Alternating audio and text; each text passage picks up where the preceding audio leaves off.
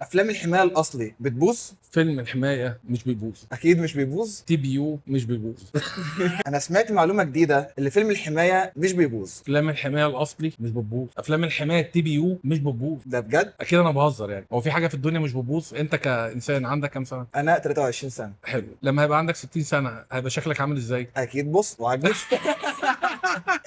ده الطبيعي. اي حاجه في الدنيا بتبوظ. انت كانسان خلاياك بتتجدد كل يوم. تخيل الخلايا اللي جواك بتتلف، تالف بيروح وبيطلع بدلها. طب حاجه مصمطه زي افلام الحمايه مفيش تجديد. اللي بيحصل في افلام الحمايه ان هي بيضاف لها طبقات من نانو سيراميك او حاجه تستحمل الحراره او حاجه لزوجه شويه علشان الخرابيش الخفيفه تلم. اللي هو السيلف هيلينج يعني. سيلف هيلينج بالظبط. هل السيلف هيلينج ينفع يبوظ؟ والنانو سيراميك اللي في الفيلم ممكن يبوظ، والفيلم يبوظ عادي جدا. مهما كان اوريجينال، مهما كان ماركات عالميه. اغلى فيلم هيبوظ عادي جدا مع الفوطه الزفره، بريلو والصابون، اشعه الشمس. ابسط حاجه خش على موقع هيكسز، ودي اشهر الافلام في مصر الاوريجينال وفي منها مضروب. هتلاقي مكتوب كده بالحرف ضمان الفيلم 11 سنه، لو معرضه للشمس الضمان ينزل من 7 ل5 سنين. المعلومه دي بتتقال محدش بيقولها ليه؟ لان هو عايز يبيع لك وخلاص. بس حاجه لوجه الله، المفروض انت كمقدم خدمه بتدي خدمه للعميل تبقى صريح جدا وواضح معاه. الحاجه دي حضرتك هتاخدها، انا ضامنها. هتحطها في الشمس، هتستخدم بريلو وصابون، هتبوظ. حافظ عليها. مش هتحافظ عليها